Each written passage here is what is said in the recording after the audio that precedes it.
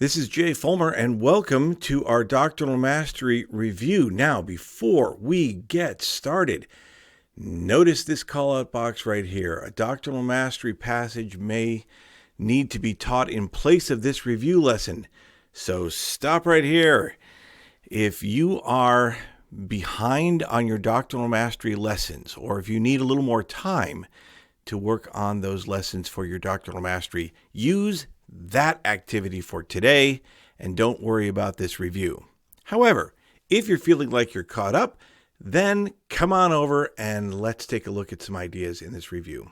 The activity in this review is really great, but don't be afraid to be prepared to have students to quiz one another using whatever kinds of games or activities you like to use, including flashcards. If your students haven't yet made their own flashcards, that might be a great activity to work on today. The reference on one side, the key scripture phrase on the other. All right, this is focusing on these last 5 Doctrinal Mastery scriptures. And it has a quote here from the For the Strength of Youth booklet. This is from the old one from 2011. Of course, there is a new one now, but there is not a phrase in there that really captures this idea. So you're welcome to use this one, but I'll include this quote in the description if you want to use it. It's from President Thomas S. Monson. Crash courses are not nearly so effective as the day-to-day reading and application of the scriptures in our lives. Become acquainted with the lessons the scriptures teach. Learn the background and setting of the master's parables and the prophet's admonitions. Study them as though they were speaking to you, for such is the truth. If you want to use this quote, like I say, I'll have it in the description. Then there's a couple of great questions here about applying the scriptures in your life, but take a look at this question. What is a doctrinal mastery passage that has helped you in your life, and how? Well, that might be a difficult question to jump right to. So my recommendation is to go to, you remember how to get here? This is the Gospel Library in Books and Lessons. And right here at the front is the 2023 Doctrinal Mastery Core Document. Over here on the left, you can see that it has a list of all of the passages and their key scripture phrase.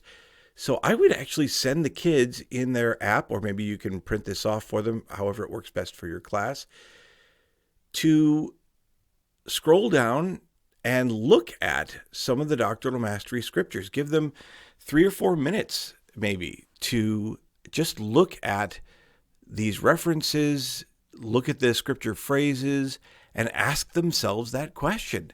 When have you had a Doctrinal Mastery passage that's helped you, and how? So help prepare them to have that discussion. It'll be a great chance for them to review Doctrinal Mastery passages. Now, down here is the core of the lesson. You take a piece of paper and number 1 through 4. Each student gets a chance to do something on that activity. So student A does 1, then they pass it to student B, who does number 2, and so forth. But notice this, if students need help thinking of a realistic scenario, consider providing some examples. Well, that's not easy to use. Maybe your students are going to be great with coming up with a scenario for one of these scriptures. But in the absence of that, let me share with you something that I will put in the description of the video. I took these scenarios or case studies from the Doctrinal Mastery app. If you're unfamiliar with the app and you think it could be useful, I will put a link to a video that I made that describes how to use the Doctrinal Mastery app to help students to learn those references. But in the meantime, I will put these scenarios. There are 2 per scripture, and you might choose to use these or have the students choose one, or again, have them use these for ideas to come up with their own. You know the capacity of your students, so consider what might be the best way to do this part. Again, those references will be there for you. Then number 2 goes to the next student. Identify a New Testament Doctrinal Mastery scripture passage. So again, they're focused on these 5. They have these 5 to choose from. They could use their core document if they're not very familiar with them and take a look at the key scripture phrases. Anyways, so you pass it to the students, and this is the activity. I'm going to offer one other suggestion. This might be just the right fit for your class, but what if you wanted to take it up a notch? I will also include this scenario in the description of the video. I think it's important to help students understand that we're not necessarily learning our doctrinal mastery scriptures because each scripture will be the answer for a particular problem, but that they each might be a part of an answer. So often we want to have the full answer, but in a verse or two, that's very unlikely. So rather, help your students to recognize that in these scriptures, we could find part of an answer. Here's a scenario that is too broad to be answered necessarily by one of those scriptures. Your friend is struggling with her family's decision to move. She's on her way to being top of the choir in school and to be one of the leads in the musical. Her life revolves around music and is all being taken away from her. She can't seem to find peace.